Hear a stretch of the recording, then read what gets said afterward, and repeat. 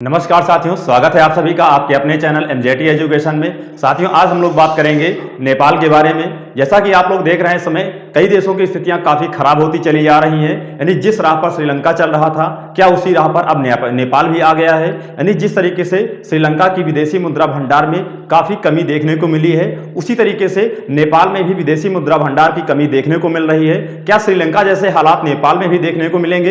इसी पे आइए साथियों आज चर्चा करते हैं। तो जैसा कि आप लोग देख रहे हैं, इस समय यह भी न्यूज़पेपर की न्यूज़ है कि नेपाल में भी विदेशी मुद्रा संकट उत्पन्न हो गया है। यानी पर्यटन में कमी से आमदनी घट गई है और निर्यात में बराबर गिरावट देखने को मिल रहा है। तो इस तरीके से देखेंगे, वहां भी विदेशी मुद्रा भंडार में कमी आई है, क्योंकि अभी हाल ही में वहां के आर्थिक अनुसंधान के प्रमुख प्रकाश कुमार सेठ जी ने बयान दिया है। बयान देते हुए जारी किया है कि हमारी विदेशी मुद्रा भंडार में जो कमी देखने को मिली है, इसके चलते हमें विलासिता की जो वस्तुएं हैं, यानी लग्जरी गुड हैं, उन्हें खरीदने के बजाय उनको खरीदने से हमें बचना चाहिए। उनको खरीदने के बजाय हमें क्या करना चाहिए, यानी जो हमारी आवश्यक वस्तुएं हैं उनके लिए अपने विदेशी मुद्रा भंडार को हमें बचा करके रखना होगा।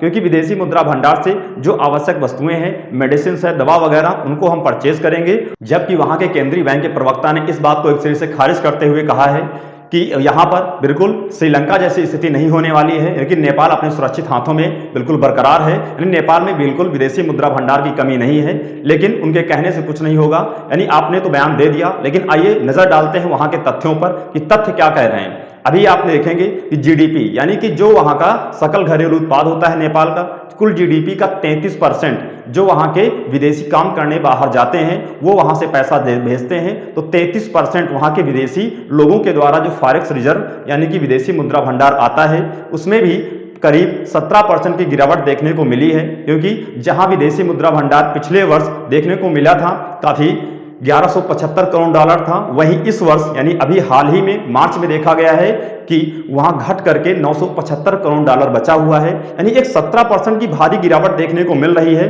तो आप इस बात से खारिज नहीं कर सकते हैं कि आपके यहाँ विदेशी मुद्रा भंडार में काफ़ी कमी देखने को मिल रही है। फिर भी ये कहा जा सकता है कि अभी श्रीलंका जैसे हालात नहीं है, लेकिन अगर समय रहते इस पर काबू ना पाया गया तो हालात बिगड़ने में टाइम नहीं लगेगा। आइए दूसरे तथ्य पर नजर डालते हैं। वहां का जो व्यापार घाटा है वह भी काफी बढ़ता चला जा रहा है। जहां पिछले वर्ष नेपाल का व्यापार घाटा साथियों 81 करोड़ डॉलर हुआ करता था, वह बढ़ करके इस वर्ष अपने बूम पर चरम पर पहुंच चुका है, यानी कि 207 करोड़ डॉलर हो चुका है। इससे यह भी पता चलता है कि अब नेपाल की स्थिति बिल्कुल खराब होती चली जा रही है। जो पीछे आप मैप देख रहे हैं, इसमें देखा होगा कि विदेशी मुद्रा भंडार में किस तरीके से कमी देखने को मिल रही है, जो पहले यहां पर था, और स्थिति अब ये 2021-12 की मैंने यहां पर दिखाई है। जबकि हाल ही में और भी ज्यादा कम हो गया है, 975 करोड़ डॉलर ही बचा हुआ है। यहां पर देखेंगे उनके व्यापार घाटे में, जो कि माइनस में लगातार चल रहा है। अगर व्यापार घाटा माइनस में चलता है तो लगातार समस्या होती है। इसी को समझते हैं। व्यापार घाटा माइनस में कैसे? जैसे अपने यहां सीधी सी बात है, कहते नहीं आमदनी अठन्नी और खर्चा रुपया, और इसी पर कबीरदास ने दोहा भी कहा है, आमद कम और खर्चा ज्यादा। यानी कि आमद कम और खर्चा ज्यादा मिट जाने के लक्षण हैं, और ताकत कम और गुस्सा ज्यादा पिट जाने के लक्षण हैं। कहने का तात्पर्य है कि आदमी को उतना ही पैसा खर्च करना चाहिए जितनी उसकी आमदनी होती है। व्यापार घाटा बढ़ क्यों जाता है? क्योंकि मान लो आपने निर्यात, क्या हुआ, आपका निर्यात कम होता है, आयात ज्यादा होता है। यानी आप क्या करते हैं, अपनी वस्तुओं को जो निर्माण करते हैं उनको बेचते कम हैं। जब उनको निर्यात कम होगा तो वहां से आपको पैसा क्या मिलेगा, यानी डॉलर में जो पैसा मिलता है विदेशी मुद्रा भंडार, वो कम मिलेगा।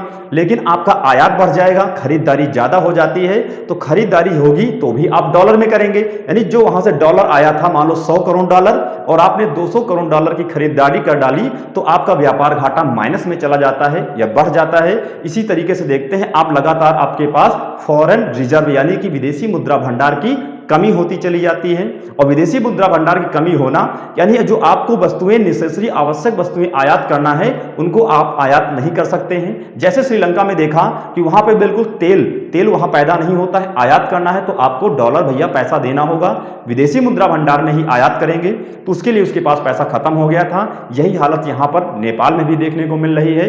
और तीसरे कारण पर आते हैं साथियों, क्योंकि आप देखेंगे जैसे श्रीलंका में पर्यटन एक प्रमुख साधन हुआ करता था, और नेपाल में भी पर्यटन से लगभग 5% वहां पे योगदान था जीडीपी में। लेकिन कोविड के चलते हुए पर्यटन भी वहाँ पूरी तरीके से ठप हो गया है, जिससे थोड़ा सा वहाँ भी समस्या बढ़ चुकी थी। तो इस तरीके से देखा, ये सारे कई फैक्ट थे जो ये बता रहे हैं हाँ नेपाल में श्रीलंका जैसी स्थिति तो नहीं है, लेकिन अगर समय रहते इस पर विचार न किया गया तो बिल्कुल बहुत देर नहीं लगेगी श्रीलंका उसको बनने में। तो इसी में आगे हम लोग बढ़ते हैं। और चाइना जो चौथा कारण है, क्योंकि चाइना कई ऐसे छोटे छोटे देशों को अपने ऋण जाल में फंसाता चला जा रहा है।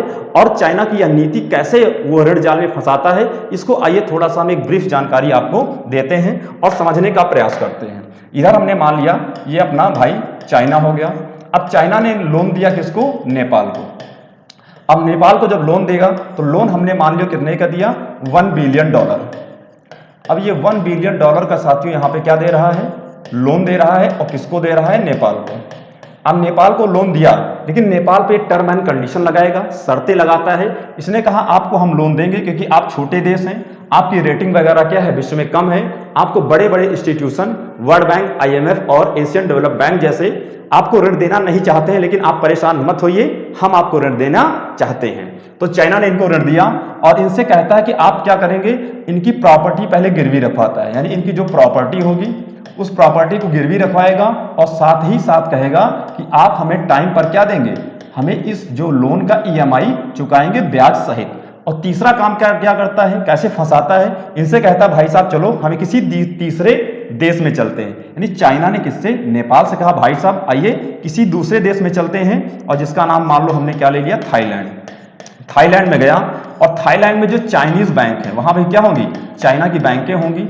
अब चाइना बैंक में जाता है नेपाल को लेकर के और कहता है कि जितना हमने आपको लोन दिया था, यानी $1 बिलियन का जो लोन दिया था, उसकी जो EMI बनती है उसकी अगले 2 साल तक की EMI आप कहां जमा कर दीजिए? इसी चाइनीज बैंक में जमा कर दीजिए, जो कि हमारे देश में नहीं है, वो कहां पर है? थाईलैंड में है। अब नेपाल कह रहा है भाई साहब आप तो हमको ऋण देने आए थे, आप तो पूरा ऋण पहले ही वसूल रहे हैं। कहा कोई दिक्कत नहीं, क्योंकि आपको भैया ये करना होगा, क्योंकि हम आप पर विश्वास कैसे करें, आप ऋण दे पाएंगे नहीं दे पाएंगे, हमारी EMI टाइम से आएगी कि नहीं आएगी, इसके लिए ये गारंटी के तौर पर आपको क्या करना है? थाईलैंड के चाइनीज बैंक में आपको 2 साल की एडवांस EMI यहां पर जमा कर देनी है। इससे चाइना सिक्योर हो जाता है। और तीसरा काम चाइना क्या करता है?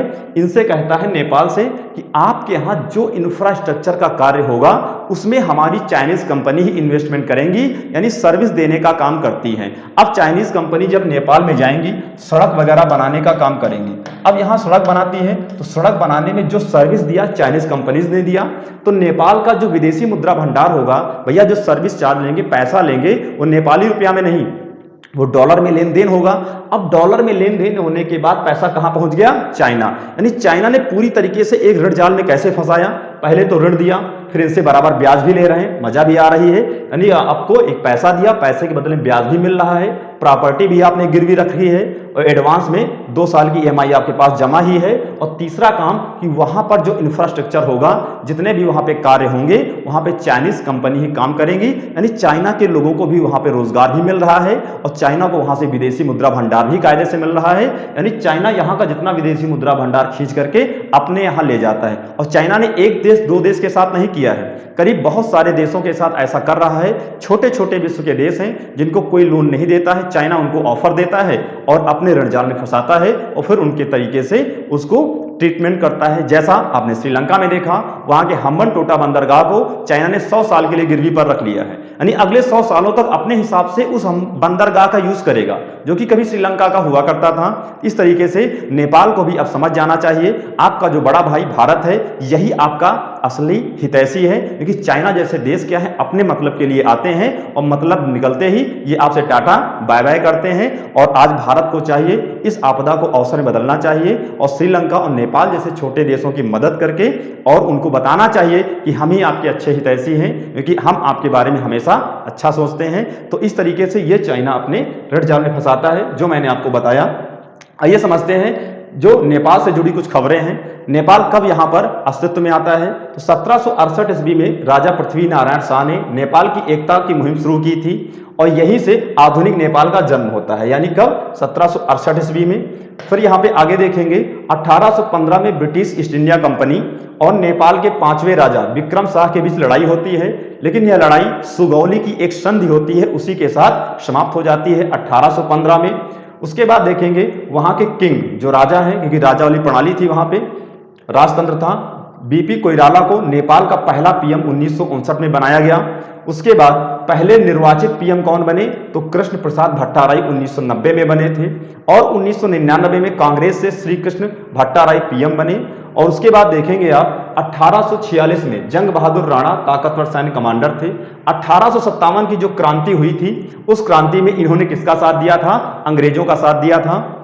इसके बाद यहां देखेंगे 1 जून 2001 को एक बहुत ही वहां पे घटना घटती है नेपाल में। नेपाल के राजकुमार दीपेंद्र सिंह होते हैं, उन्होंने राजशाही परिवार के कई लोगों को गोली मार दी और खुद अपने आप को भी उन्होंने मार लिया था। इसके बाद देखेंगे नेपाल में 28 मई 2008 को पहली बार 240 वर्षों के राजतंत्र के जो राजशाही शासन था वह समाप्त हुआ और वहां पर लोकतंत्र स्थापित हुआ। ये क्वेश्चन आपको याद करना है कि 2008 में वहां पर लोकतंत्र पहली बार स्थापित हुआ, लेकिन आज तक कोई भी नेपाल का प्रधानमंत्री अपना पूरा कार्यकाल पूरा नहीं कर पाया है। यानी जो कार्यकाल 5 वर्षों का होता है उसे नहीं पूरा कर पाया है।